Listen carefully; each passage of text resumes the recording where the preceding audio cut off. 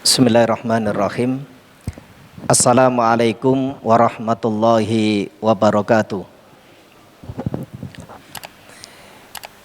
Innal hamdalillah hamdan katsiran thayyiban mubarakan fih kama yuhibbu rabbuna wa yarda. Asyhadu an la ilaha illallah wahdahu la syarikalah wa asyhadu anna Muhammadan abduhu wa rasuluh. Allahumma salli wa sallim mabarik ala Muhammadin wa ala alihi wa sahbihi wa man tabi'ahum bi ihsanin ila yaumiddin. Qala Allah Ta'ala fil Qur'anil Karim, ya ayyuhalladzina amanu taqullaha haqqa tuqatih wa la tamutunna illa wa antum muslimun.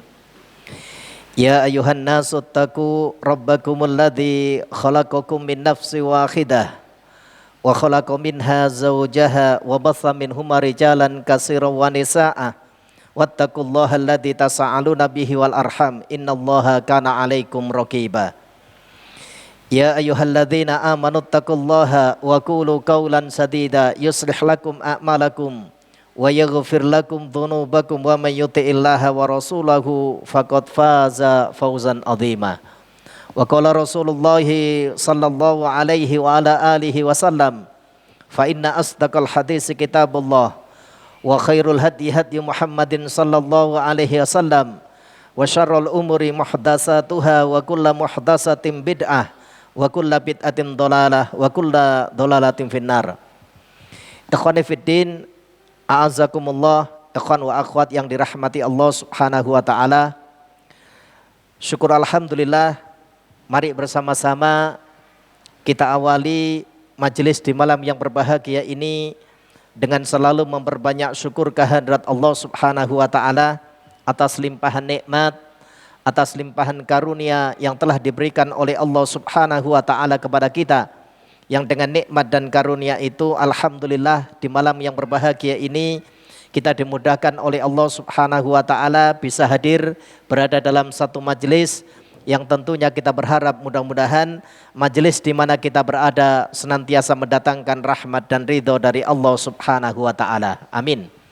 Salawat ma'assalam mari pula kita haturkan kepada Nabiullah Muhammad Rasulullah sallallahu alaihi wasallam, kepada keluarga beliau, sahabat-sahabat beliau dan umat beliau ila yaumil qiyamah.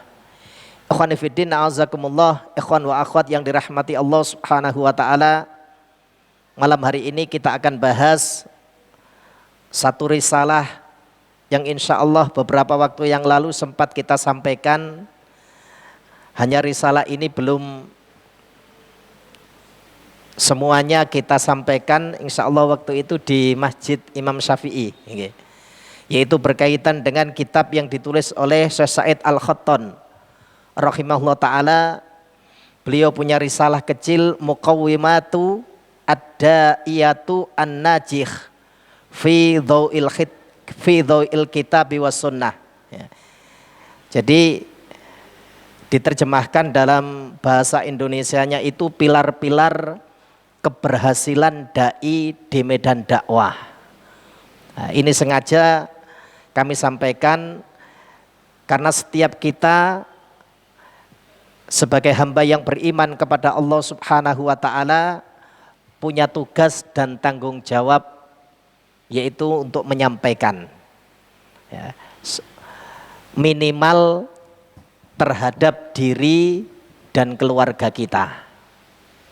Ya, jadi tidak hanya dibebankan bagi seorang dai, tapi setiap kita sesungguhnya punya kewajiban untuk menyampaikan apa yang telah Allah Subhanahu wa taala turunkan kepada Rasulnya.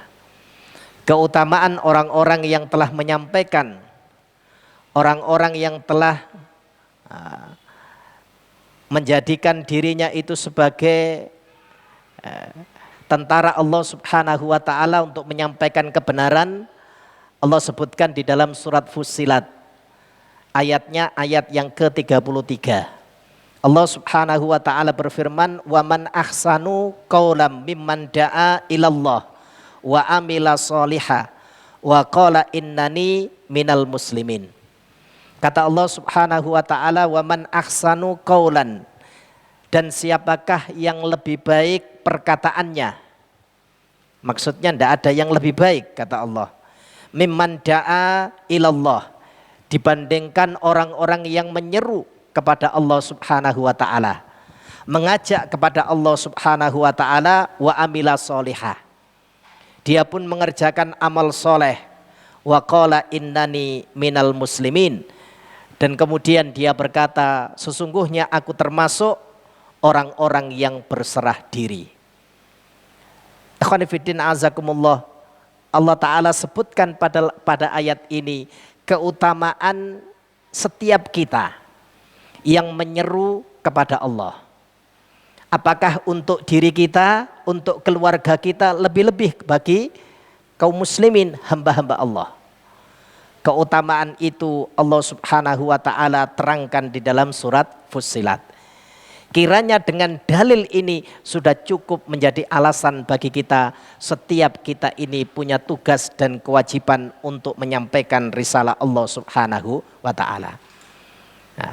Nah, di dalam kitab Muqawwimatu Ad-Da'iyah, Syekh Al-Khattan menyebutkan akan berhasil apa yang kita sampaikan, akan berhasil apa yang kita seru jika ditopang dengan beberapa pilar.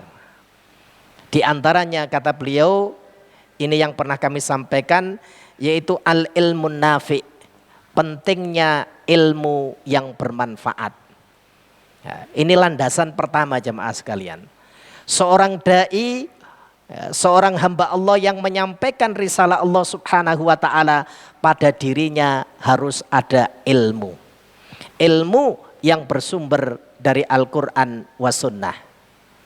Mana dalil yang menyebutkan hal itu? Firman Allah Subhanahu wa taala di dalam surat Muhammad, surat yang ke-47, ayat yang ke-19.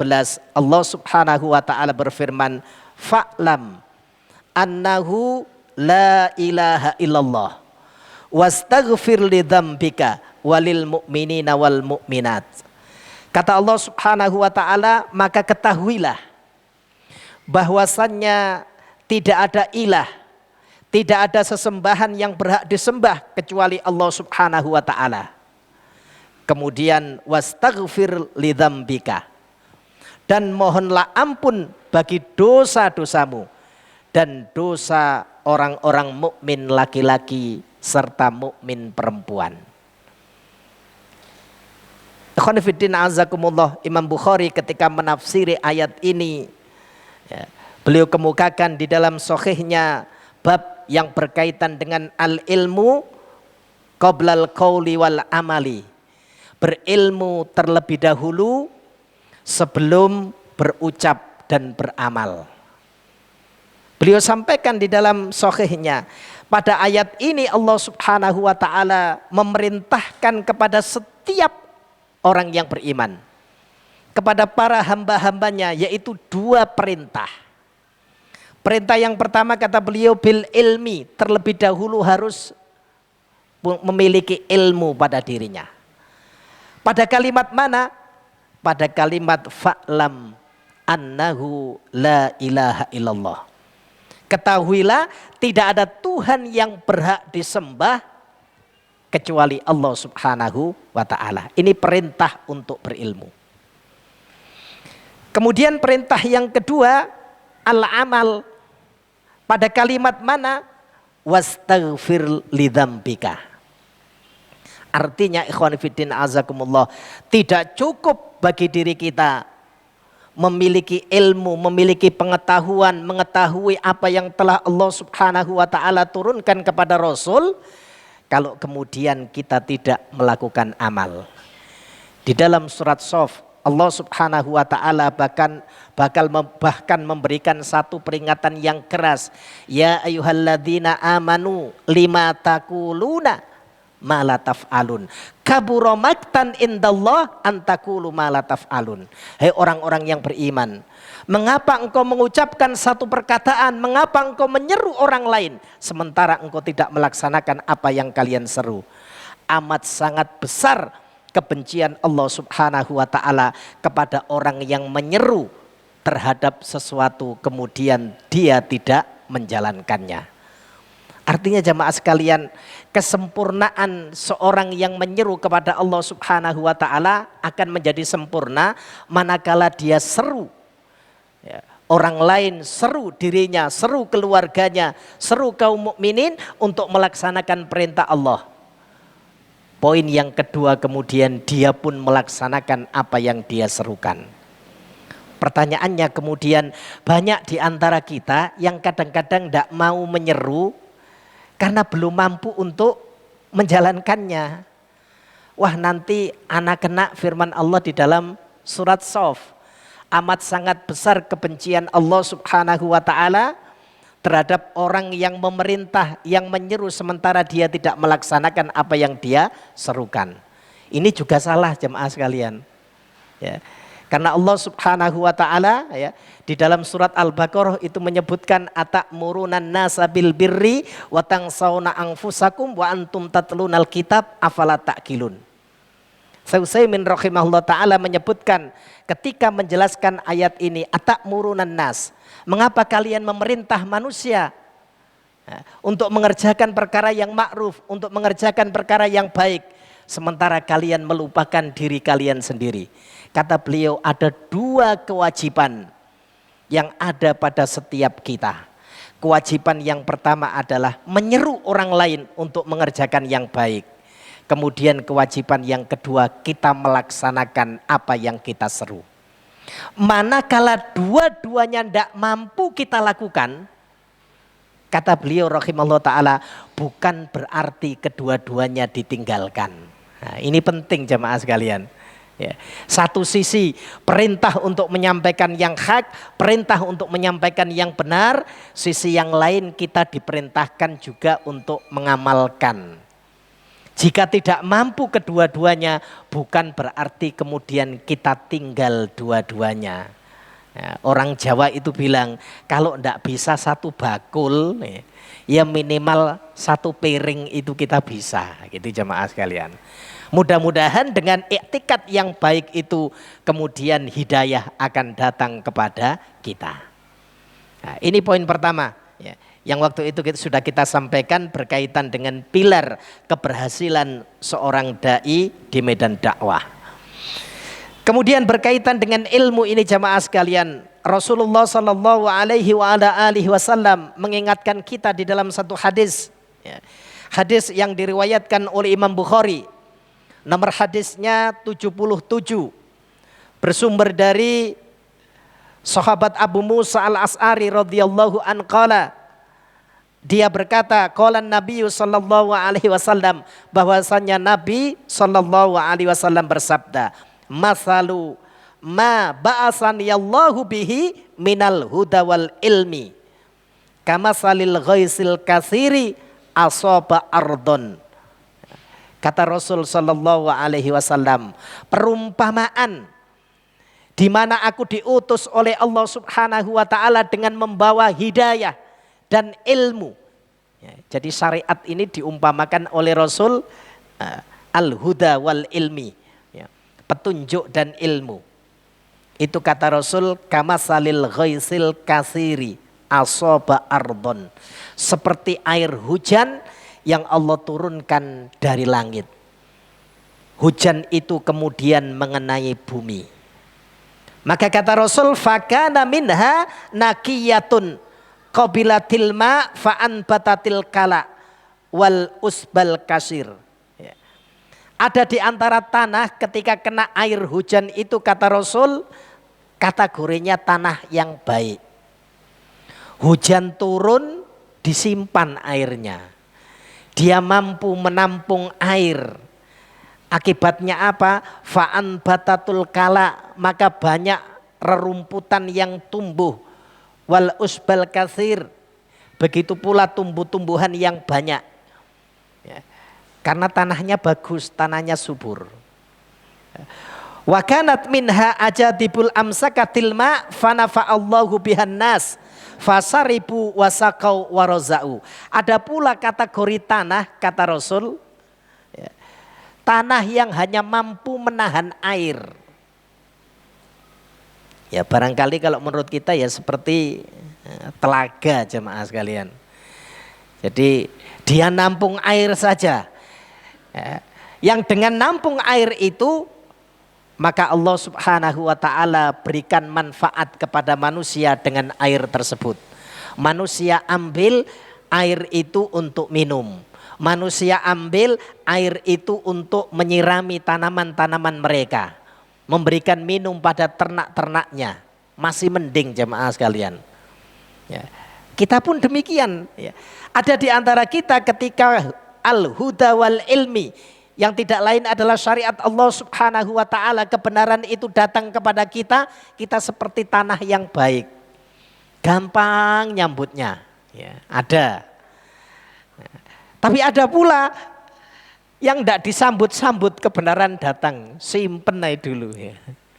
Wah nanti aja kalau pas butuh. Kapan butuhnya? Ketika mau nikah. Ya, jadi tidak mau melaksanakan perintah-perintah Allah pas butuh ditokno. Aku asli ini wong ngaji ya gitu. Itu berarti kategorinya yang kedua jemaah sekalian. Ya. Sama juga banyak di antara kita yang kadang-kadang ya, pada saat berdagang, pada saat melakukan tijarah ya, masih enggan-enggan untuk melaksanakan apa yang Allah dan Rasulnya perintahkan. Nanti kalau dibutuhkan saja. Gitu. Jangan jemaah sekalian. Kemudian yang ketiga Rasul sampaikan wa asabat minha ta'ifatan ukhra innama hiya qi'anun la tumsiku ma'an wa la tunbitu kalaan. Ada pula di antara tanah itu ketika air hujan turun, air itu berlalu begitu saja. Dia tidak mampu menampung air, apalagi sampai air itu ia simpan. Akibatnya ya, dia tidak mendapatkan kebaikan dari apa yang telah Allah turunkan kepada Rasulullah. Di antara kita juga demikian. Lingkungan kita sudah lingkungan yang baik.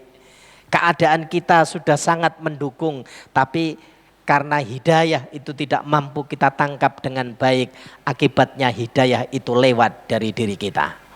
Maka poin yang pertama jemaah sekalian, agar apa yang kita sampaikan itu memperoleh keberhasilan, pilar yang pertama yang harus ada pada diri kita adalah al-ilmu.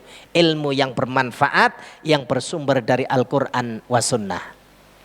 Kemudian yang kedua, pilar yang kedua, kata Syekh Said Al-Khattan rahimahullah ta'ala, al-hikmah. Ya. Jadi pada diri kita ini ada al-hikmah. Bagaimana al-hikmah itu? Para ulama berselisih tentang makna al-hikmah. Ada yang memberikan makna al-hikmah itu menempatkan sesuatu pada tempatnya. Atau kalau dia seorang da'i itu kecepatan dalam menjawab, tapi jawabannya itu benar dan tepat. Sementara ini banyak yang menjawab itu yang penting jawab. Anda lihat kalau pas di televisi atau di surat kabar itu begitu hebatnya orang menjawab pertanyaan. Sampai pertanyaan kayak apapun dijawab lah. Masya Allah luar biasa. Hati-hati jemaah sekalian. Ya. Karena Allah Subhanahu wa ta'ala mengingatkan kita, misalnya di dalam surat 17, surat Al-Isra ayat yang ke-36, wala takfu ma laisa laka bihi ilmun inna sam'a wal basara wal fuada kullu ulaika kana anhu mas'ulah. Jangan kalian mengucapkan satu perkataan yang kalian tidak punya ilmu tentangnya. Inna sam'a, karena pendengaran kalian, wal basara, penglihatan kalian, wal fuada, dan apa yang dikerjakan oleh hati kalian, semuanya akan dimintai pertanggungjawaban oleh Allah Subhanahu wa ta'ala. Ya. Makna tersebut kiranya tidak keluar dari apa yang disebutkan oleh para ulama. Jadi al-hikmah itu kecepatan dalam menjawab dengan benar dan tepat, karena para ulama menyebutkan al-hikmah, kata mereka itu asal katanya dari al-hukmu, ya, yaitu menghukumi, dan faslul qadha, yaitu memutuskan satu perkara. Artinya ketika seseorang itu ada pada dirinya al-hikmah, dia mampu membedakan, dia mampu memisahkan mana yang hak dan mana yang batil. Seandainya toh dia harus memberikan jawaban, jawabannya tepat. Semakin banyak hasanah pengetahuan kita, akan semakin mudah jamaah sekalian. Ketika kita ditanya oleh seseorang kemudian menyandarkan jawaban kita itu pada dalil yang dibenarkan oleh Allah Subhanahu wa taala yang bersumber dari Al-Qur'an was sunnah. Ya. Karena dalam banyak kesempatan kadang-kadang kita ngobrol dengan apakah dengan murid, apakah dengan teman. Ya. Di akhir tahun seperti kemarin yang sudah berlalu, ya, itu kadang-kadang banyak guyonan-guyonan yang mengarah, ya, yang mengarah kepada hal sehingga menyebabkan akidah kita itu menjadi rusak karenanya. Ya. Kadang-kadang pertanyaannya sepele jamaah sekalian. Ustadz, bagaimana kalau kita guyonan? Guyonannya itu Ustadz berkaitan dengan Allah Subhanahu wa taala. Karena saudara kita itu ada yang kebetulan bukan seorang yang beriman. Ya. Jadi guyonan jemaah sekalian berkaitan dengan Allah Subhanahu wa taala. Kita punya Tuhan, Allah, mereka juga punya Tuhan. Nah, akhirnya terjadi guyonan. Nah, seperti apa Ustadz yang seperti itu? Ya. Ketika kita ada rujukannya gampang jemaah sekalian. Ya. Siang tadi anak ditanya oleh murid-murid seperti itu. Jadi biasanya kalau di akhir tahun itu selalu terjadi semacam guyonan para siswa, ya, khususnya di tingkat aliyah itu sering terjadi kondisi gitu. Nah, daripada keliru jawab, anak langsung bilang coba dibuka firman Allah di dalam surat At-Taubah. Surat yang ke-9 ayat 65-66. Ya, itu yang jawab bukan kita, tapi yang jawab itu adalah Al-Quran. Bagaimana Allah Subhanahu wa taala sudah memberikan koridor yang benar berkaitan dengan guyonan kita. Wala in sa'altahum la yaqulunna. Dan apabila dan jika kamu tanyakan kepada mereka terhadap apa yang mereka ucapkan, maka mereka akan menjawab, kami ini hanya bersenda gurau dan main-main saja. Maka Allah sampaikan, kul abillah wa ayatihi wa rasulihi kuntum tastahzi'un la ta'tadiru qad kafartum ba'da imanikum. Apa kata Allah? Kul, katakan Muhammad kepada mereka, abillah, apakah terhadap Allah, wa ayatihi, dan terhadap ayat-ayatnya, wa rasulihi, dan terhadap rasulnya kalian itu bermain-main, kalian itu mengolok-olok. La ta'tadiru qad kafartum ba'da imanikum. Enggak usah kalian minta maaf, karena sesungguhnya kalian telah kafir sesudah iman. Enak akhirnya berikan jawaban. Maka kalau guyonan, kalau bersenda gurau, jangan berkaitan dengan hal-hal yang pokok di dalam syariat ini. Misalnya guyonan tentang Allah, guyonan tentang ayat-ayat Allah, guyonan tentang rasul-rasulnya. Karena ayat itu menyebutkan asbabun nuzul turunnya ayat itu berkaitan dengan seorang laki-laki yang berada di majelisnya Rasulullah SAW. Dia mengatakan araghibu butunan. Nah, aku tidak melihat orang yang perutnya buncit. Alsinatuhum kadziban, kalau berbicara lisannya selalu dusta. Orang itu mengatakan ucapan seperti itu. Ya. Kecuali mereka itulah yang ahli baca Quran. Ya. Sindiran untuk Rasulullah dan para sahabat. Ya. Perutnya buncit itu gambaran orang yang rakus. Lisannya berdusta itu berarti ucapannya tidak ada yang benar. Ya. Guyonan seperti itu ditujukan untuk Rasul dan para sahabat. Turunlah firman Allah Subhanahu wa taala di dalam surat At-Taubah, surat yang ke-9 ayat 65-66. Artinya apa jamaah sekalian? Ketika ada pada diri seseorang itu al-hikmah, ya, maka insya Allah keberhasilan di dalam menyampaikan risalah Allah subhanahu wa ta'ala, apa yang pernah Allah turunkan kepada Rasulullah SAW, peluangnya itu lebih besar. Dan itu tidak akan mudah untuk kita dapatkan terkecuali kita sering membaca, kita sering hadir di majelis-majelis yang di situ dijelaskan berkaitan dengan agama Allah subhanahu wa ta'ala. Di dalam Al-Quran banyak disebutkan, misalnya firman Allah subhanahu wa ta'ala di dalam surat An-Nahl, surat yang ke-16 ayatnya 125. Allah subhanahu wa ta'ala berfirman, Ud'u ila sabili rabbika bil hikmati wa mau'idhatil hasana wajadilhum billati hiya ahsan. Apa kata Allah subhanahu wa ta'ala? Serulah ila sabili, ke jalan Tuhanmu. Siapa yang diseru? Manusia. Kita diperintahkan untuk menyeru bil hikmah, dengan hikmah. Punya dalil yang bersumber dari Al-Quran was sunnah. Punya kemampuan, kecepatan yang tepat dalam menjawab yang hak dan yang benar. Ya. Pertama, ada pada diri seseorang itu. Wa mau'idhatil hasanah. Ya. Tidak cukup al-hikmah, kemudian kita tunjukkan dengan perilaku yang baik. Mau'idhah, contoh atau pelajaran yang baik. Wajadilhum billati hiya ahsan.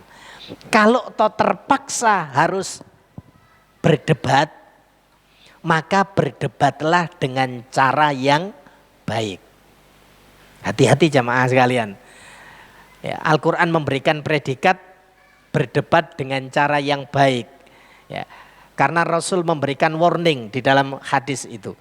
Ya, bagaimana Rasulullah SAW itu menjamin 3 golongan yang Rasul jamin mendapatkan rumah di surga. Ana zaimun bibaitin fi ribadil jannah. Aku jamin rumah di surga yang paling bawah. Jelek sendiri jamaah sekalian, tapi untuk surga, bukan rumah di dunia. Nah, untuk siapa? Liman tarokal miro'a wa ingkana muhikkon. Hati-hati kalau disangkut pautkan dengan ini menjadi benar. Ya. Bagi orang yang mampu meninggalkan al-miro'a, miro'a itu perdebatan yang mengarah kepada perselisihan. Jadi kalau harus diskusi ketika sudah yang ada di leher itu sudah kenceng, jangan diteruskan. Ya. Karena di sini Rasul betul-betul memberikan satu warning yang sangat keras. Liman tarokal miro'a wa ingkana muhikkon. Bagi orang yang mampu meninggalkan perdebatan meskipun dia benar. Itu dijamin rumah di surga. Walaupun paling bawah jamaah sekalian. Nah, loh, rumah di surga yang paling bawah itu sudah enak. Antum akan ketemu dengan bidadari. Bidadari surga, bukan bidadari dunia. Ya. Tapi poin yang kedua, ini berkaitan dengan lesan. Dan aku jamin wabibaitin fi wasatil jannah, rumah di surga yang bagian tengah. Untuk siapa? Liman tarokal kadhiba wa ingkana mazihan. Bagi orang yang mampu meninggalkan dusta meskipun bercanda. Nah, iki susah jamaah sekalian. Ya. Kadang-kadang kalau bercanda itu gak bener belas. Ya. Antum bisa belajar bagaimana candaan Rasulullah Sallallahu Alaihi Wasallam. Rasul itu bercanda tapi candanya benar. Ya. Satu kali Rasulullah digoda oleh Ali bin Abi Thalib. Ali itu mantunya Rasul. Berarti antum yang jadi mantu boleh sekali-kali menggoda mertuanya. Maksudnya itu bapaknya. Ya seperti Ali menggoda Rasulullah. Tapi benar, godaannya itu benar, candaannya benar. Ya. Di majelis itu yang dihidangkan adalah kurma. Kebetulan tempat duduknya Rasulullah dengan Ali itu berdekatan. Setiap kali Ali itu makan kurma, Begitu pula Rasulullah ya. Ya. Isi kurma kan diletakkan. Maka Rasul makan diletakkan, Ali pun makan diletakkan, tapi tidak diletakkan di hadapan Ali. Diletakkan di hadapan Rasul. Berarti kan double. Jadi isi kurma yang dimakan oleh Rasulullah dan kurma yang dimakan oleh Ali. Setelah ngumpul banyak, Ali kemudian agak mengeraskan suaranya seraya mengatakan, wahai para sahabat Rasul, hari ini kita patut bersyukur kepada Allah. Maka sahabat yang lain tanya, kenapa ya Ali? Ya, karena hari ini kita lihat Rasulullah itu makannya sangat lahap. Saking lahapnya di depan Rasul numpuk banyak isi kurma. Semuanya ngelihat, oh iya, tumben Rasulullah makan kurmanya banyak. Rasul pun kaget ngelihat, oh iya, saya perasaan tadi hanya makan sedikit kok banyak sekali. Ya gitu. Maka Rasul pun balas. Apa kata Rasul? Wahai sahabatku, hari ini kita pun harus lebih bersyukur lagi. Ada yang lebih lahap dari saya ternyata. Sampai isi kurma itu loh dimakan. Siapa ya Rasul? Nggak Ali itu. Nggak ada isi kurmanya sama sekali. Nah, loh artinya benar jamaah sekalian. Candaan tapi benar. Ya. Nanti mentang-mentang sudah ngaji sunnah kemudian nggak mau candaan. Rasul itu candaan. Kata para sahabat, saya tidak pernah melihat wajah Rasulullah yang bersinar apa sampai giginya kelihatan kecuali di waktu itu. Jadi Rasul bercanda dengan para sahabatnya. Tapi candanya benar. Nah, maka orang yang bisa meninggalkan dusta meskipun dalam kondisi bercanda dijamin mendapatkan surga yang bagian tengah. Dilanjutkan oleh Rasul, wa bi baitin fi a'lal jannah. Ini kita perlu koreksi jemaah sekalian. Karena kita ngaku sudah ngaji berada di atas Al-Quran wa sunnah. Tapi poin yang ketiga ini Masya Allah sulit dicari. Dan aku jamin rumah di surga yang paling tinggi. Untuk siapa? Liman hassana khuluquhu. Bagi orang yang memiliki akhlak yang baik. Masya Allah kita itu sudah ngaji kadang-kadang akhlaknya belum baik. Ya. Anak kemarin tidak sengaja dengan Abah Mahmud ya. Bareng kita kan sudah sepuh. Sudah tua, itu ada ikhwan lewat itu nyapa saja tidak. Apa kata beliau? Itu loh lihat teman-teman dari MIS. Kalau lewat itu ya seperti itu Ustaz. Tahu di sini ada temennya, ndak disapa ya gitu. Nah, ini penting jemaah sekalian. Ya, kadang-kadang kita ini sudah mengaku ya, belajar bagaimana akhlaknya para ulama salaf dahulu, tapi kita tidak mempraktekkan dalam kehidupan kita. Tetangga kita itu loh kadang-kadang nggak kenal dengan kita. ada yang tanya rumahnya ini mana ya, kan nggak ada perasaan yang namanya ini. Padahal rumah di sebelahnya. Ya, nah, mari bagian-bagian seperti itu penting. Betapa Rasulullah SAW sudah mengajarkan kepada kita, tidak akan berhasil dakwah kita. Tidak akan berhasil apa yang kita sampaikan manakala tidak ada hikmah pada diri kita. Kalau toh harus berdebat, debatnya itu dengan cara yang baik. Agama itu tidak untuk diperdebatkan, tapi bagaimana kita menjalankan agama itu sesuai dengan apa yang Allah dan Rasulnya perintahkan. Nah, ini poin kedua jemaah sekalian. Saya tidak membacakan dalilnya semua karena dulu sudah pernah kita singgung sedikit. Ya. Kemudian yang ketiga, al-khilmu. Ya. Setelah hikmah ada, poin yang ketiga adalah penyantun. Keberhasilan seorang dai di medan dakwah dia harus punya sifat al-khilmu, lembut, penyantun. Tidak gampang mentahdir. Nah, ini penting ini jemaah sekalian. Didik mentahdir. Ya. Anak pernah dapat poin seperti itu. Ya. Jadi waktu kita masih di Malang itu ada seorang ikhwan. Ya, wah ini luar biasa ini. Ya. Ya. Kebetulan waktu itu anak gabung dengan satu yayasan.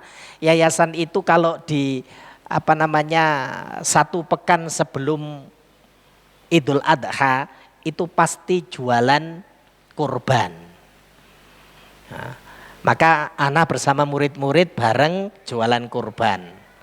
Datang kawan-kawan menyampaikan, Ustaz, antum ini gimana? Kita kan sudah berada di atas manhaj sunnah. Antum kok masih mau bergaul dengan beliau-beliau? Ana tanya, apa yang sudah antum lakukan?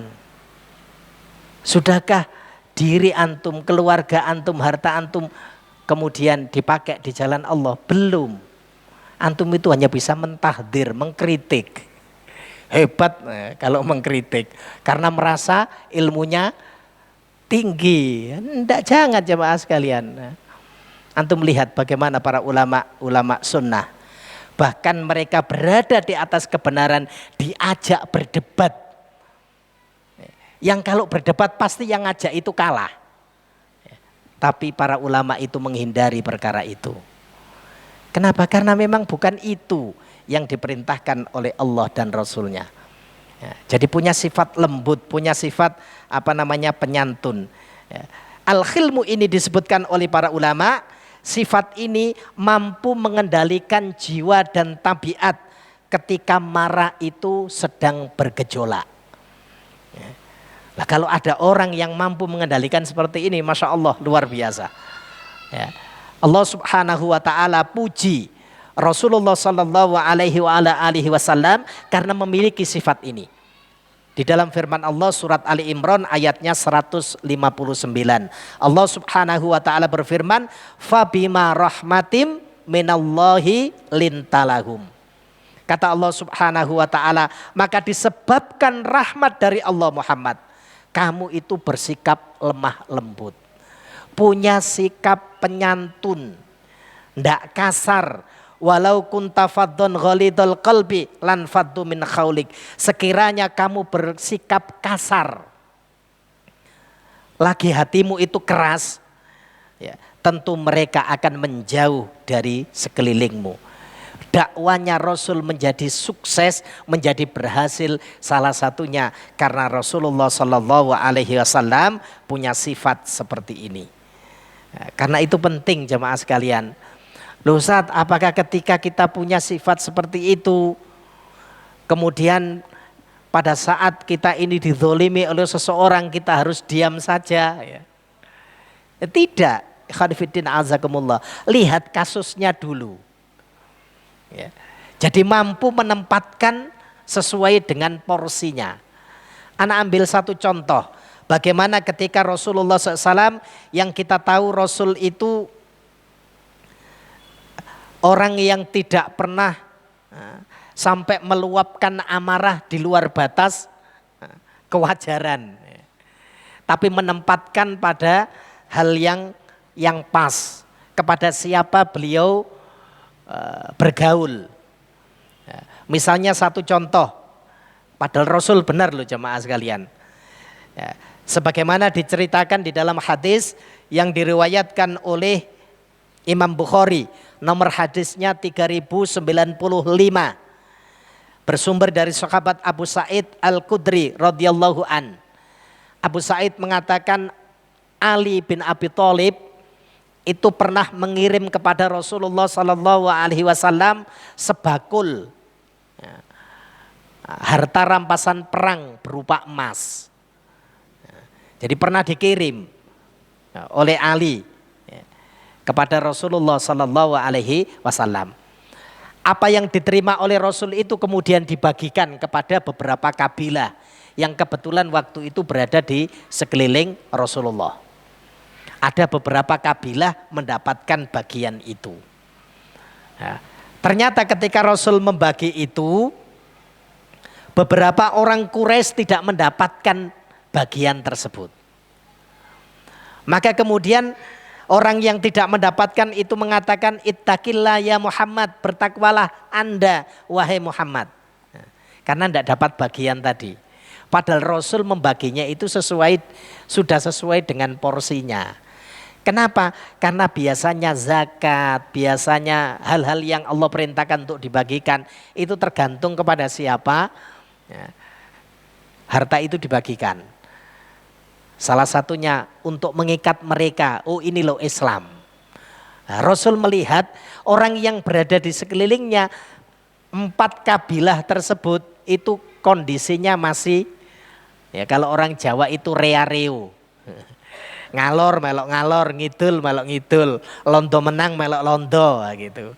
Ini dikasih sama Rasulullah, diikat supaya mereka itu menjadi orang yang istiqomah di atas syariat Allah Subhanahu wa taala. Ya.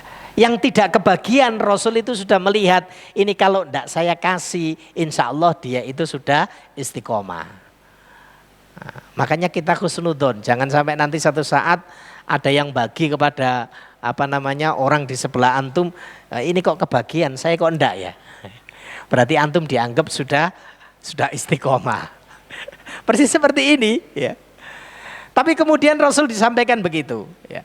Maka ketika mendapatkan jawaban seperti itu ya, Rasul diperintahkan untuk bertakwa, Rasul pun menjawab ya.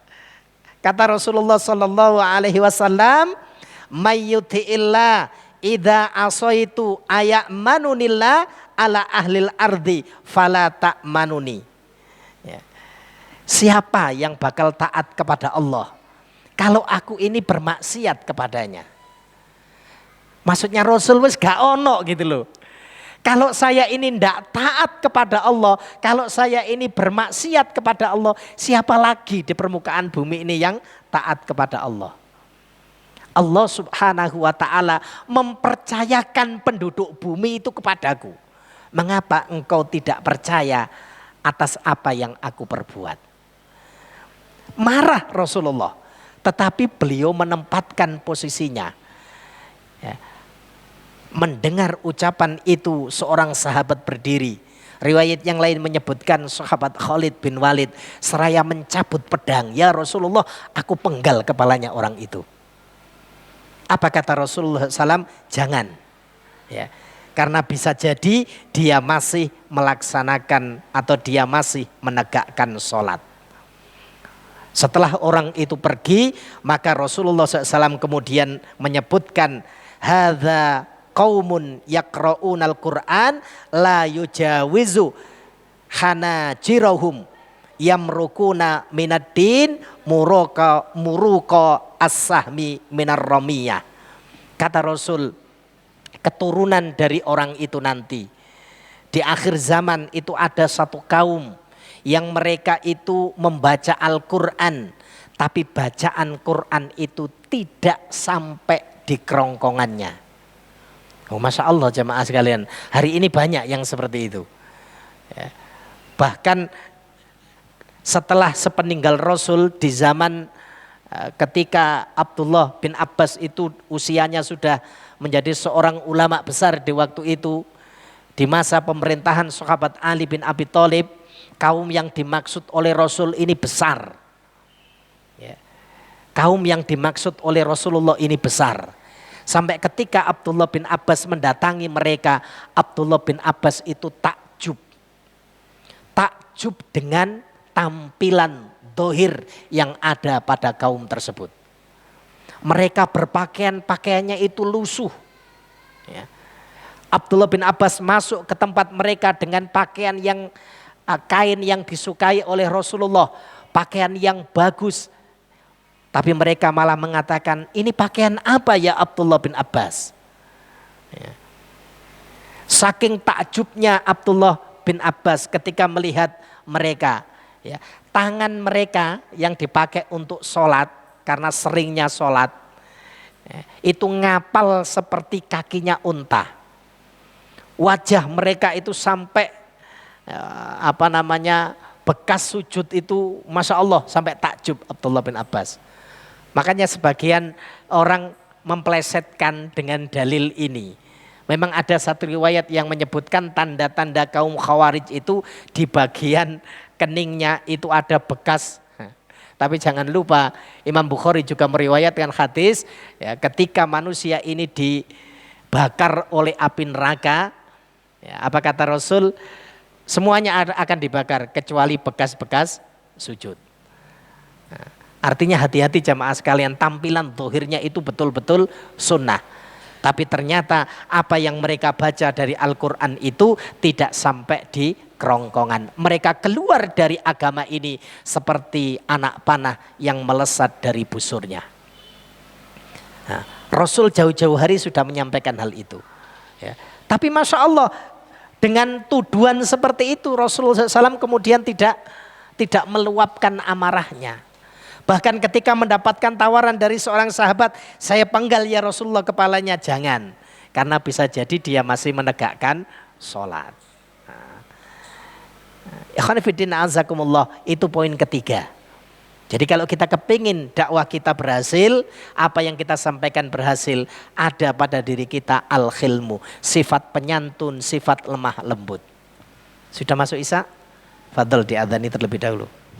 Baik, ikhwani fillah azakumullah, saya lanjutkan sedikit. Poin yang keempat, termasuk pilar keberhasilan seorang dai di medan dakwah. Yang keempat kata Syekh Sa'id Al-Khattan rahimahullah ta'ala, al-anatu wattasabbutu. Hati-hati dan tidak tergesa-gesa. Ini berlaku untuk umum jemaah sekalian. Jadi melakukan kebaikan, melakukan dakwah itu tidak setahun 2 tahun. Beribadah kepada Allah Subhanahu wa ta'ala itu tidak setahun 2 tahun. Tapi menurut Al-Quran, Allah Ta'ala sebutkan di dalam surat Al-Hijr, surat yang ke-15 ayat yang paling akhir, wa'bud rabbaka hatta ya'tiyakal yakin. Ternyata mengabdi kepada Allah Subhanahu wa ta'ala, apakah itu kita melaksanakan kebaikan, apakah kita itu menyeru orang lain agar mereka mengikuti, agar mereka itu istiqomah di atas agama Allah, itu tidak ada batasan waktunya. Batasan waktunya itu hatta ya'tiyakal yakin. Ya, sampai maut itu menjemput kita. Maka ketika itu ada pada diri seorang dai, ada pada diri kita, insya Allah tidak putus asa jemaah sekalian. Ya. Dia di situ di kampungnya, iki loh, aku bolak-balik no nyampe no, gak tahu. Malah banyak yang ikut hal-hal yang tidak baik. Sudah jemaah sekalian, bukan tugas kita untuk memberikan hidayah. Tugas kita adalah tabligh, menyampaikan apa yang Allah perintahkan. Ya.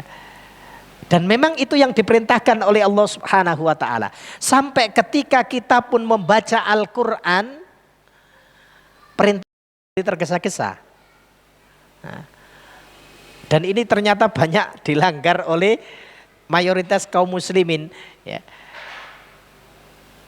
Kepingin hafal Al-Quran, kepingin mengkhatamkan Al-Quran supaya sehari khatam, kemudian dibaca urunan.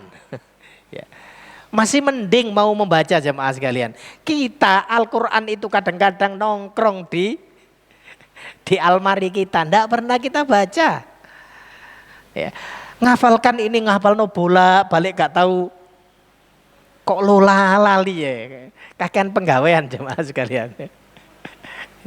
Ya, kalau kita mau jujur, ternyata banyak waktu kita itu yang kita gunakan bukan untuk beribadah kepada Allah. Rata-rata justru untuk perkara-perkara yang mubah. Maka niatkan supaya menjadi ibadah. Allah Subhanahu wa ta'ala mengingatkan kita, misalnya ketika kita membaca Al-Quran, wala tuharrik bihi lisanaka litajalabi. Ya. Ini larangan untuk Rasulullah. Janganlah kamu gerakkan lidahmu untuk membaca Al-Quran karena hendak cepat-cepat bisa menguasainya. Ya. Tidak boleh katanya. Ya. Bagaimana ketika Rasulullah SAW diajarkan oleh Jibril untuk membaca Al-Quran. Ya. Rasul kepingin cepat-cepat bisa menguasai apa yang beliau baca. Ini Rasul jemaah sekalian. Maka ini juga berlaku bagi diri kita. Ya. Tidak ada batas akhirnya seseorang ketika menyampaikan apa yang Allah Subhanahu wa ta'ala perintahkan. Batas akhirnya berdasarkan surat Al-Hijr tadi, surat yang ke-15 ayat yang paling akhir, wa'bud rabbaka hatta ya'tiyakal yakin. Sembahlah oleh kalian Rob kalian. Beribadahlah kalian kepada Rabb kalian hatta ya'tiyakal yakin, sampai maut itu menjemput kalian.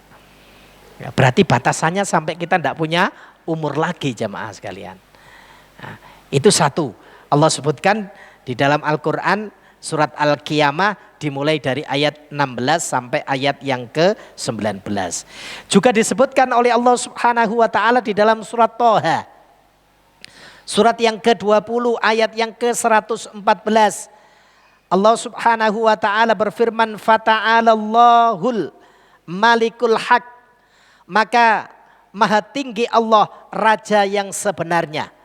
Wala ta'jal bil Qur'ani min qabli ayyuqdha ilaika wahyu. Kata Allah Subhanahu wa taala, janganlah kamu tergesa-gesa membaca Al-Qur'an sebelum disempurnakan mewahyukan kepadamu. Jadi Rasul ketika menerima Al-Quran itu kepingin dan bisa menguasai Al-Quran, ternyata justru dilarang oleh Allah Subhanahu wa taala. Pelan-pelan sehingga betul-betul menjadi faham terhadap apa yang beliau terima. Maka jemaah sekalian, kalau kita kepingin ya dakwah kita, apa yang kita sampaikan itu bisa berhasil ya, seorang dai itu sukses di medan dakwah, nah, maka proses dalam mencapai tujuan tadi harus berhati-hati dan tidak boleh tergesa-gesa. Ini sudah puluhan tahun kok belum bisa, ya enggak apa-apa jemaah sekalian, terus ya, insya Allah itu menjadi investasi amal kita di hadapan Allah Subhanahu wa taala. Seandainya ada 1000 orang, kita menyampaikan banyak, yang diterima itu hanya suratul Fatihah, ya, maka itu pun investasi pahala yang tak terhingga. Bagaimana Rasulullah SAW menyebutkan, man sanna sunnatan fil Islam hasanatan. Barang siapa yang memberikan contoh di dalam Islam, contoh yang baik, maka bagi dia pahala, dan pahala orang yang mengikutinya ya, tidak akan dikurangi sedikit pun. Artinya banyak kebaikan yang dia dapatkan. Nah, itu poin yang keempat, keberhasilan seorang dai di medan dakwah. Dan ini beberapa waktu yang lalu sudah kita singgung. Poin yang berikutnya jemaah sekalian, ini melanjutkan tambahannya. Berarti yang kelima, ya, keberhasilan atau pilar keberhasilan dai di medan dakwah, ar-rifqu wal layyin. Rifqu itu lebih, kalau halim tadi lebih tepatnya pada perkataan. Ya. Kalau al-rifqu itu lebih tepatnya pada sikap. Ya. Sama, hampir mirip maknanya, yaitu lemah lembut dan ramah. Ya. Layyin itu ya, lemes lah jemaah sekalian, tidak kaku ketika menyampaikan dakwah ini. Di antara dalil seperti yang sudah kita bacakan tadi, salah satunya adalah firman Allah Subhanahu wa taala di dalam surat Ali Imran ayat yang ke-159. Bagaimana Rasulullah sallallahu alaihi wasallam ketika menyampaikan dakwah ini. Yang terpenting jemaah sekalian, ana tunjukkan contoh-contoh yang pernah ada pada diri Rasulullah sallallahu alaihi wasallam. Ya, sebagaimana yang disebutkan oleh sahabat Abu Umamah radhiyallahu an, dia berkata, kata sahabat Abu Umamah, pernah datang seorang laki-laki, seorang pemuda kepada Rasulullah sallallahu alaihi wasallam.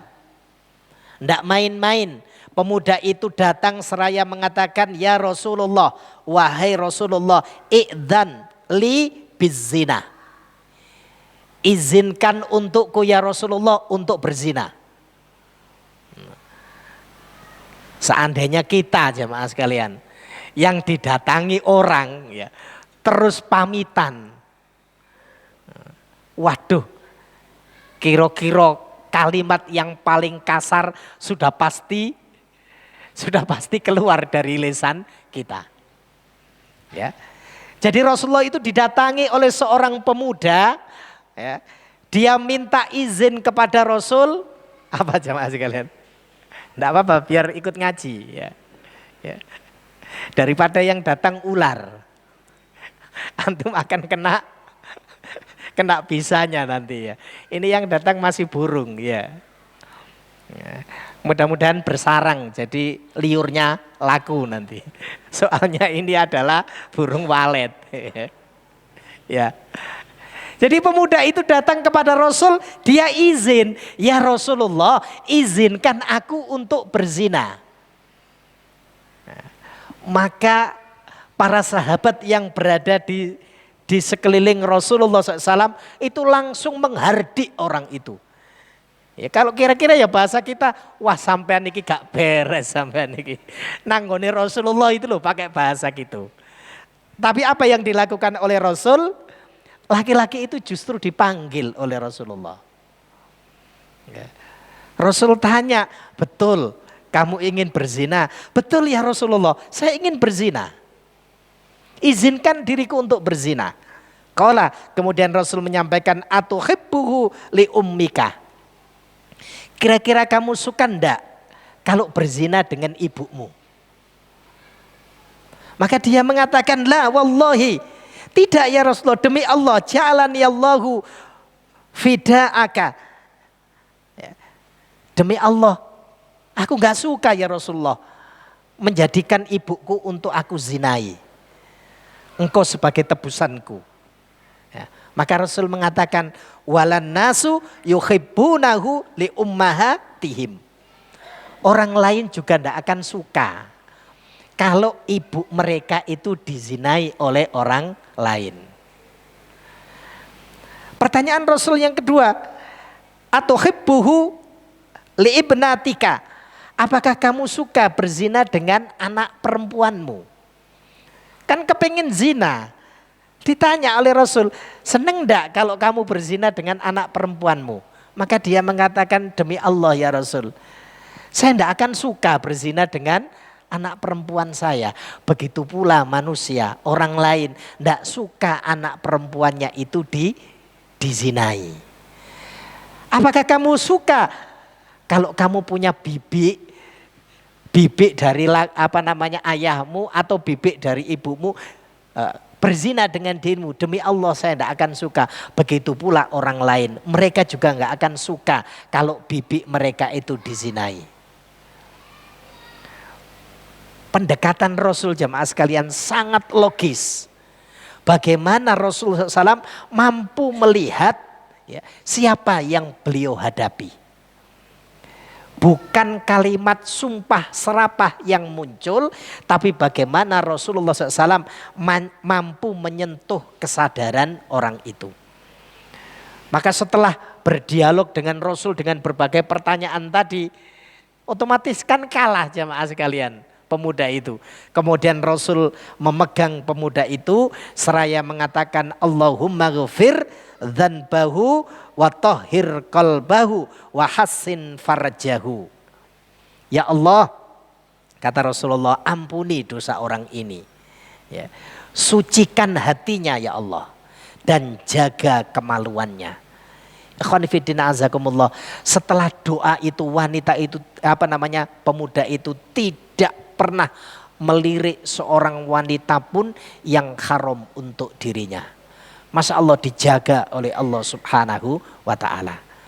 Ini sikap arifku, sikap lemah lembut yang ada pada diri Rasul. Tidak hanya al-halim dari lesannya, tapi perilakunya Rasulullah juga demikian. Wajar jamaah sekalian, ketika Rasul menyampaikan dakwah, berapa tahun kita bisa menghitung? Ya. Para ulama sejarah menyebutkan bahkan membagi ya kira-kira periodenya Rasul kalau di Mekah ya 13 tahun. Ya. Ketika Rasulullah berada di Madinah ya kurang lebih 10 tahun. Artinya 23 tahun tuntas Al-Quran ini disampaikan oleh Rasulullah kepada umat ini. Ya, kita mulai umur berapa jamaah sekalian? Ya. Sampai kita tua pun tidak ada satupun yang bisa kita sampaikan. Iman jamaah sekalian. Harus ada target. Alah minimal ini tetangga saya, minimal ini istri saya gitu jamaah sekalian. Itu nanti menjadi investasi pahala di hadapan Allah Subhanahu wa taala. Lah kita umur dikasih oleh Allah sampai 60 tahun, 70 tahun, ndak ono belas investasi pahala. Iman. Harus punya target. Wah, ini anak ini saya bidik ya, agar dia itu betul-betul menjadi hamba yang taat kepada Allah Subhanahu wa taala. Nah, itu satu jamaah sekalian. Contoh yang lain sikap Rasulullah. Hadis ini ngetren ya. Sebagaimana diceritakan oleh sahabat Anas bin Malik radhiyallahu an. Ya. Ketika Rasul dan para sahabat berada di masjid bersama para sahabatnya, ya, datang seorang Arab Badui. Ya, yang dia masuk masjid itu kemudian kencing. Nah, ini kan sudah tidak tanggung-tanggung. Apa yang kemudian dilakukan oleh Rasul? Para sahabat ternyata marah melihat hal itu. Ya mungkin sama seperti kita. Nah, antum masih ingat kejadian Tanjung Priok di era tahun 70-an, berapa ratus ribu kaum muslimin itu dibantai, ya, dibunuh, itu gara-gara peristiwa seperti itu. Ya. Kena provokatif, kena provokator, yang provokator itu membawa comberan ya, dari got, ya, kemudian bawa ember itu dituangkan ke masjid. Ya. Pengumuman yang ada di masjid itu kemudian kena comberan tersebut. Marah pemuda-pemuda, remaja masjid marah. Ya. Mereka beramai-ramai mendatangi, jangan lupa posisi waktu itu keadaan bangsa kita ini masih kacau balau. Tidak aman seperti keadaan sekarang. Syukuri jamaah sekalian. Apapun kondisi kita hari ini, kita ini kategorinya adalah bangsa yang aman. Cukuplah ucapan Nabiullah Ibrahim alaihissalam. Ketika Nabi Ibrahim alaihissalam sebelum diperintah oleh Allah menempatkan sebagian keluarganya biwadin ghairi dzar'in inda baitikal muharram, menempatkan sebagian dari keluarganya ya, di satu lembah yang tidak ada pepohonan di sisi rumah Allah yang mulia. Sebelum melakukan perjalanan, apa yang diminta oleh Nabiullah Ibrahim? Rabbij'al hadza balada aminan. Ya Allah, jadikan negeri ini, yang dimaksud oleh Ibrahim adalah negeri Mekah, negeri yang aman. Ya. Sebelum meminta hal yang lain, yang diminta oleh Nabiullah Ibrahim alaihissalam adalah keadaan aman. Baru beliau minta agar keluarganya, agar keturunannya dijauhkan dari menyembah berhala. Tapi pertama yang diminta oleh Nabiullah Ibrahim adalah keadaan yang aman. Lah kita sudah aman, kadang-kadang ngaku belum aman. Kita lihat saudara kita yang lain, Masya Allah. Ya. Saudara kita yang di Yaman, saudara kita yang di Suriah, saudara kita yang ada di Palestina, apalagi. Ya. Mereka seusia kita itu sudah ikut berperang jamaah sekalian. Anak pernah ketemu dengan orang Yaman waktu melaksanakan haji dulu ya. Itu sampai ditunjukkan bagaimana bahunya itu kena tembak nah, seperti ini Ustaz. Nah, gitu. Kita enggak pernah kena tembak. Kena silet aja kita enggak. Kita kena silet aja enggak. Ya bagaimana kena silet dengan sandal putus kita biarkan ya. Rasulullah sandal putus beliau benahi ya. Kita sarung sobek sedikit nyuruh istri, Rasul sarungnya sobek, gamisnya sobek, dijahit sendiri. Oh, Masya Allah. Itu yang harus kita lakukan jamaah sekalian. Jadi Arab Badui ini datang ke masjid kemudian kencing, para sahabat marah. Kata Rasulullah biarkan sudah. Biarkan dia itu selesai kencing. Pada saat selesai kencing, Rasulullah kemudian memanggil pemuda itu atau Arab Badui itu. Apa kata Rasul? Inna hadhil masajid la tasluhu li syai'in min hadzal bauli walal qadari. Kata Rasulullah SAW, sesungguhnya masjid ini ndak boleh, ndak benar kalau dipakai kencing. Kencing itu di tempat kencing, bukan di masjid. Nggak boleh kita membawa kotoran itu ke masjid. Tidak dimarahi oleh Rasul. Oh gitu ya Rasulullah. Iya, tidak boleh. Besok lagi kalau datang ke masjid yang bersih. Ya, nggak boleh kotor, harus bersih. Saking senengnya Arab Badui tadi, saking senengnya dengan ucapan Rasul, karena Rasul jelaskan. Jadi tidak boleh datang ke masjid itu kencing, tidak boleh datang ke masjid itu membawa kotoran. Innama hiya lidzikrillah, tapi masjid itu untuk berzikir, mengingat Allah Subhanahu wa taala, wassalati untuk salat, wa qiraatil Quran untuk membaca Al-Qur'an. Oh gitu ya Rasulullah. Ya, ini Arab Badui jamaah sekalian, gak ngerti. Maka antum kalau ketemu dengan orang seperti ini, ya jangan dihardik, jangan dimarahi. Ya. Wah Ustadz kotor sekali orangnya. Ya sudah, kalau antum punya baju bagus kasih baju. Wah eman baju saya Ustadz. Rasul berhasilnya gara-gara itu. Saking senangnya orang Arab Badui tadi, riwayat yang lain menyebutkan kemudian orang itu berdoa, Allahumma rahamni wa Muhammadan wala tarham ma'ana ahadan. Ya Allah, berikan rahmat kepadaku ya Allah dan kepada Muhammad. Jangan berikan kepada yang lain. Mangkel rupanya orang Arab. Orang Badui ini rupanya mangkel ya. Jadi dia doa untuk dirinya dan untuk Rasul. Yang duduk di situ jangan berikan kepada mereka ya Allah. Rahmatmu ya Allah. Coba jamaah sekalian.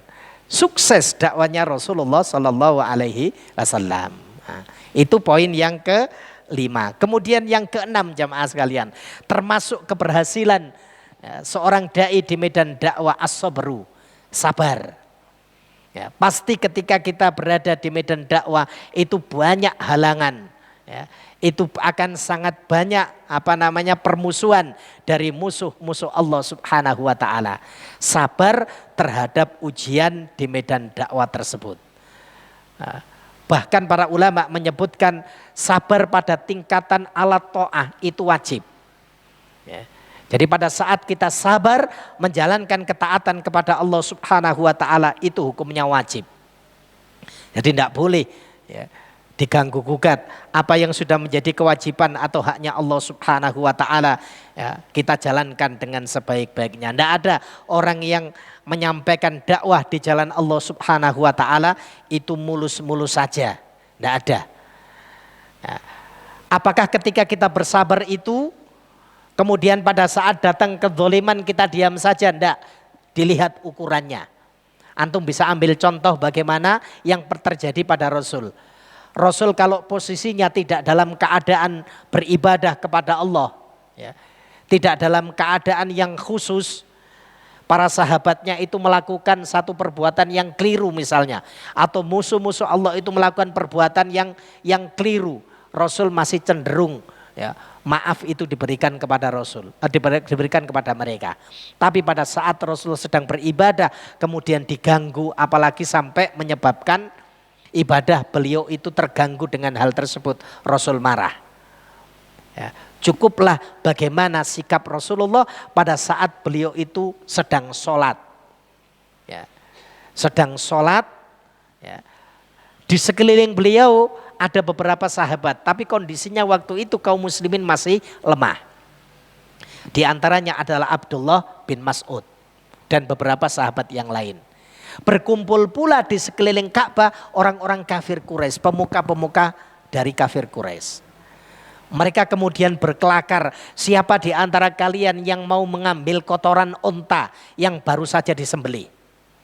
Ya, maka riwayat yang lain menyebutkan seorang pemuka dari kafir Quraisy kemudian mengambil kotoran itu.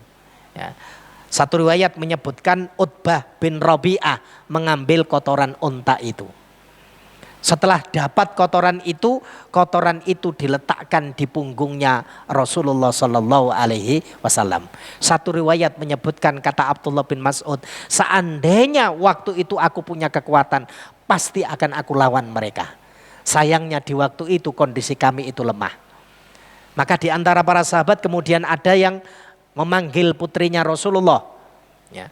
Riwayat satu menyebutkan Fatimah yang datang, riwayat yang lain menyebutkan putri Rasul yang lain yaitu Juwairiyah yang datang mengambil kotoran unta yang ada di punggung beliau. Posisi Rasulullah sedang beribadah kepada Allah Subhanahu wa taala. Artinya beliau bermunajat kepada Allah Subhanahu wa taala diganggu. Apa yang kemudian beliau ucapkan pada saat kondisi seperti itu, beliau berdoa kepada Allah Subhanahu wa taala. Ucapan beliau, Allahumma alaika bi Quraisyin. Allahumma alaika bi Quraisyin. Diucapkan Rasul sebanyak 3 kali. Ya Allah, aku serahkan urusan orang-orang Quraisy ini kepadamu ya Allah. Jadi beliau marah karena beliau sedang dalam keadaan beribadah. Ya, para ulama menyebutkan, satu riwayat menyebutkan Utbah bin Rabi'ah ketika melakukan satu perjalanan, ya, pada saat kabilah-kabilah Arab ini berdagang, ya, mereka berkumpul di satu tempat, ada serigala yang datang. Serigala itu tidak mencari, tidak menerkam orang-orang yang ada di situ, tapi yang dicari adalah orang yang dahulu pernah meletakkan kotoran di punggung Rasulullah pada saat Rasul itu sedang beribadah. Jadi sabar beliau, tetapi beliau menempatkan sesuatu pada tempatnya. Insya Allah jamaah sekalian, pilar-pilar tersebut kalau kita jalankan betul-betul apa yang menjadi tugas kita bersama, ya, minimal untuk diri dan keluarga kita, ya, akan dimudahkan oleh Allah Subhanahu wa ta'ala. Lengkapnya masih sisa 3, ada 9 pilar. Antum baca dalam risalah yang ditulis oleh Syekh Said Al-Khatton, bagaimana keberhasilan seorang da'i di medan dakwah. Mudah-mudahan apa yang kita sampaikan bermanfaat. Kita akhiri dengan doa kafaratul majlis. Subhanaka Allahumma wa bihamdika asyhadu an la ilaha illa anta astaghfiruka wa atubu ilaik. Wa akhiru da'wana anil hamdulillahi rabbil alamin. Billahi taufiq wal hidayah. Assalamualaikum warahmatullahi wabarakatuh.